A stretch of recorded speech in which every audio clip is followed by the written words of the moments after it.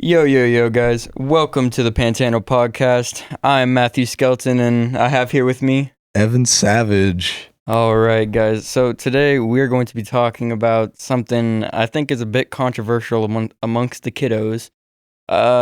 School lunch at Pantano here. And I feel like one of the main issues we have to address is we get our neighbors' scraps, their lunch scraps. Yeah, I completely agree with that. Sorry to cut you off there. No, you're good. Yeah, we definitely get the bottom feeders end of their food.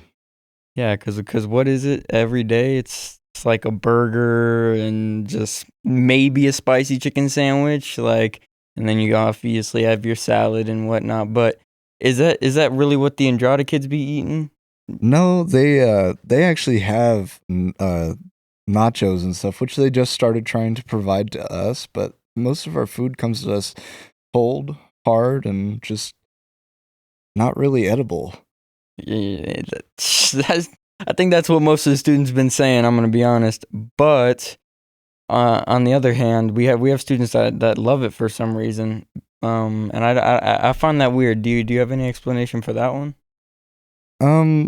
Yeah, I don't really have much of an explanation. I'm trying to work with as many people as I can to help get this school a foot in the door with just having the same opportunities as all the other students at every other high school in Vale School District.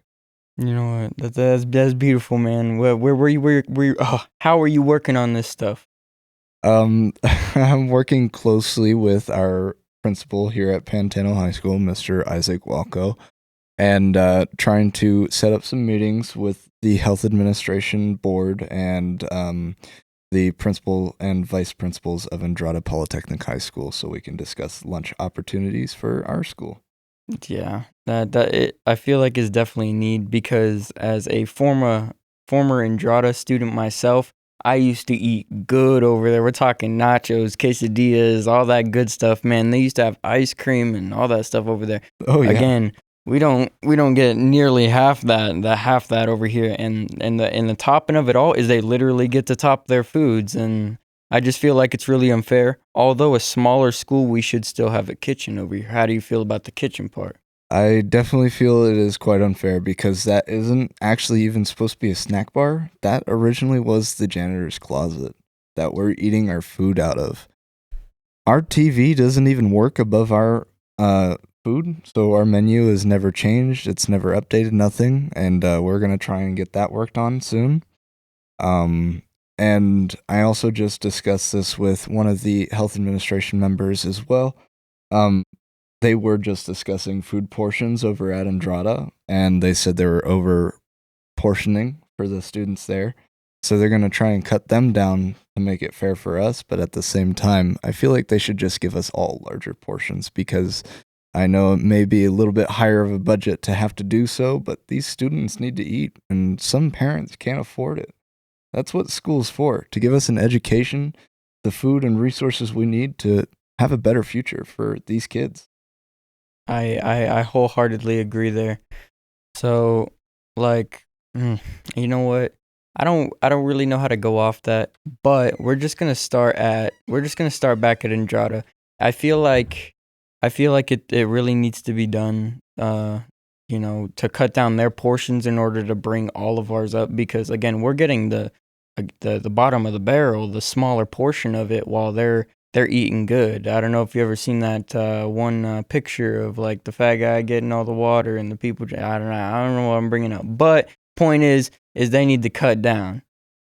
Oh yeah, no, I'm not arguing with you at all. They should definitely cut down, but at the same time, we can't really cut up. And I'm trying to see if we can work around that, but that is a federal law. That's not just state.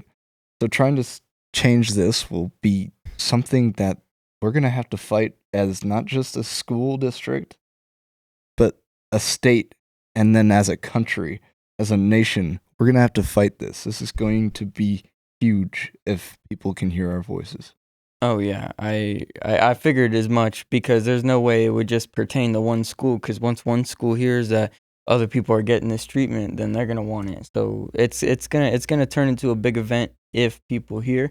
and that's why we're here, is to talk about it, so hopefully you people out there hear us. So, you got anything else you wanna say about this subject? Yeah, I mean, there's other schools. I don't really know how they kind of work. I guess they're a little bit more private, and they have companies that they hired to bring out to us, and they give them like fast food services and everything in their kitchen. It's like, yeah, that's nice, private schools, but not everybody can afford that. So why don't we all just try to have the same options? I get it's all about business and economy, but let's try and make it something that parents and students can all agree on together. I feel like with that being said, and people having all these options with fast food, I feel like the least they could do for our school is some vending machines.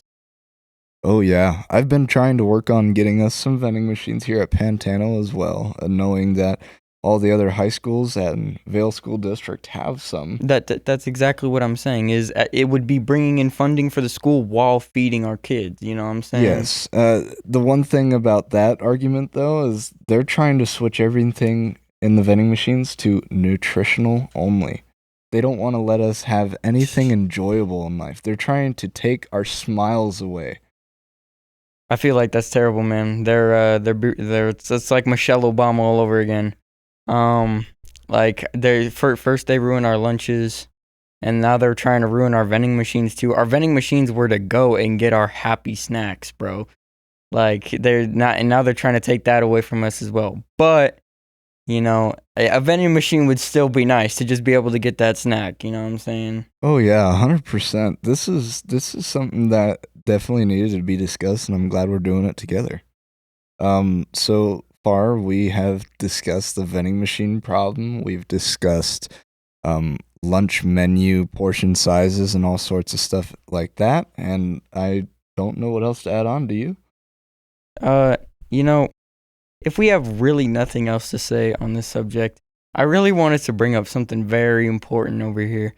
So here at Pantano, we have a really big problem with the men, and it's not some big issue, but like seriously, guys, if and for the viewers too, if you piss on the toilet seat and don't have the human decency to wipe the toilet seat clean after you're done pissing on it, please consider just just sit down and piss at that point, dog.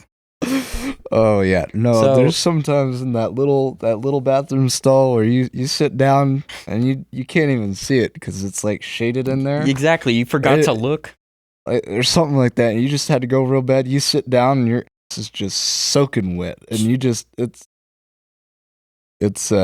definitely uncomfortable. Let's try to be respectful of our school's utilities and the janitor as well, and our fellow students, because that sucks to have to take care of. I wholeheartedly agree, and that is the end of the Pantano Podcast. Thank you for tuning in today.